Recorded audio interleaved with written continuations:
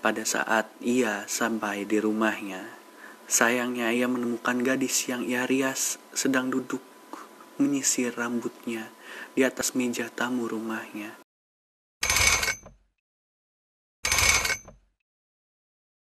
Selamat datang kembali di channel Frekuensi 90, tentunya bersama gue Felix, si podcaster paling kepo abad ini.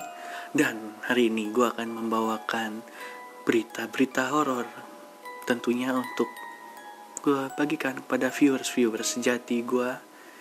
Jadi mari kita langsung mulai ke inti ceritanya. Makeup artist atau perias kecantikan, itu mungkin sekarang banyak orang yang menjadikannya sebagai karir atau pekerjaan tetap. Tetapi apakah kalian semua pernah bercita-cita menjadi perias jenazah? Seorang perias jenazah sangat membutuhkan banyak keberanian untuk menjalankan tugas dan pekerjaannya.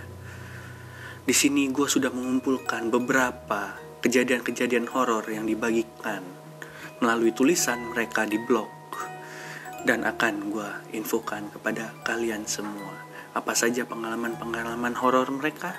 Mari langsung kita mulai. Yang pertama, tulisan pertama datang dari seorang yang bernama Munawar. Ia menjadi perias jenazah sudah sekitar 10 tahun, dan pada suatu hari ia mendapatkan tugas untuk merias seorang ibu, di mana ibunya waktu itu baru saja meninggal dan masih dikelilingi oleh keluarga, terutama anak-anaknya.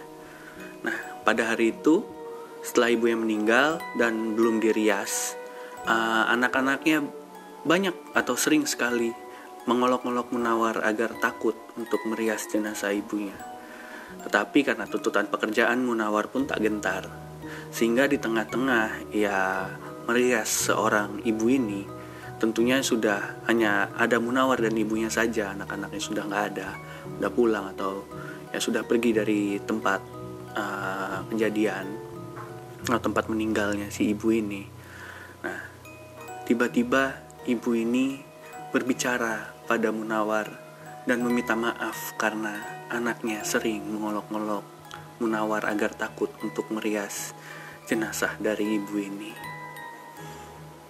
Gimana perasaan kalian kalau ya menjadi seorang perias jenazah dan tiba-tiba di tengah-tengah kalian menjalankan tugas kalian, sedang merias, tiba-tiba jenazah itu berbicara kepada kalian dan minta maaf. Tentunya apa yang akan kalian lakukan kalau menjadi seorang Munawar?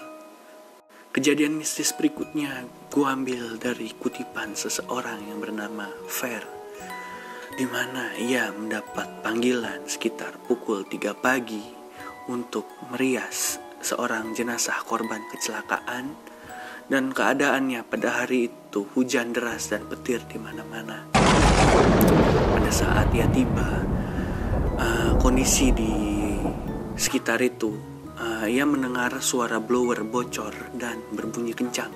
Padahal sebelumnya ia tahu persis keadaan blower itu normal dan tidak ada kerusakan pada mesinnya.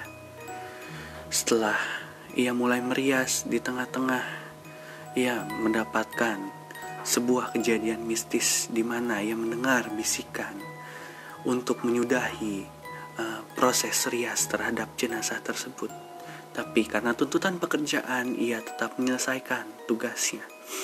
Waktu pun berlalu, ia pulang, dan pada saat ia tiba di rumahnya, tepatnya pada saat ia bangun dari tidur setelah istirahat, ia mendapat dan atau bisa dibilang juga melihat sosok jenazah yang ia rias ada di rumahnya.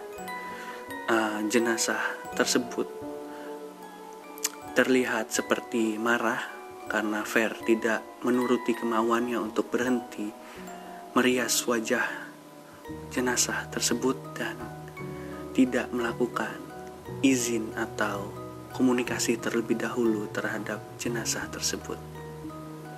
Nah, cerita berikutnya gue ambil dari seorang yang bernama Gloria.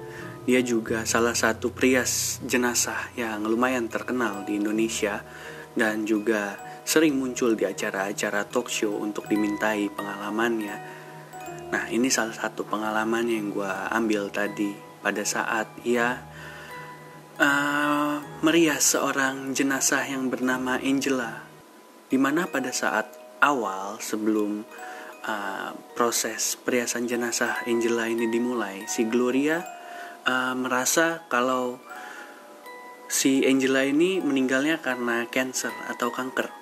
Nah, tapi ada sesuatu kejadian mistis yang dirasakan oleh Gloria. Apakah kejadian mistis itu? Ini dia. Kenapa si Gloria ini mengira Angela meninggal karena kanker? Karena Gloria melihat perut si Angela ini membengkak, sepertinya di dalamnya banyak sebuah cairan seperti itu. Nah, tapi akhirnya pada saat merias, banyak kejadian-kejadian horor atau mistis seperti barang-barang yang bergerak dan juga getaran-getaran terjadi di dalam ruangan tersebut, padahal tidak terjadi gempa atau sebagainya menurut penjelasan Gloria seperti itu. Hingga pada akhirnya ayah Angela pun masuk ke dalam ruangan dan memberitahu Gloria apa penyebab meninggal sesungguhnya dari si Angela ini. Jadi Angela meninggal bukan karena kanker, melainkan ia adalah korban santet. Ia dijelaskan juga oleh ayahnya, sebelum Angela ini meninggal, Angela ini sempat mengaum besar layaknya seekor harimau. Tapi tentunya Gloria karena pengalamannya juga banyak dan lama sudah menjadi perias jenazah, ia pun tidak takut, melainkan Gloria ini tetap mengajak bicara si Angela hingga akhirnya wajah Angela pada saat sudah meninggal tetapi tetap berubah dan memberikan sebuah senyuman. Dan kutipan terakhir gue ambil dari seorang perias jenazah yang bernama Laura. Diceritakan di sini ia mendapatkan tawaran dari seorang temannya untuk merias seorang jenazah karena pada saat itu temannya merasa tidak enak badan. Benar saja, Laura ini dipanggil ke salah satu kompleks perumahan. Begitu ia sampai, ia menemukan sebuah peti besar yang berisi mayat wanita yang telah berkulit pucat. Laura menemukan wanita kembar. Sayangnya salah satu sudah tergeletak di peti mati. Ia merias selama 1 jam dengan perasaan mencekam. Lalu Laura langsung berlari pulang ke rumahnya setelah selesai melakukan tugasnya. Pada saat ia sampai di rumahnya, sayangnya ia menemukan gadis yang ia rias sedang duduk menyisir rambutnya di atas meja tamu rumahnya. Kepala dan tubuhnya terpisah. Kepala gadis itu ditaruh di meja dan tangannya menyisir kepalanya sendiri.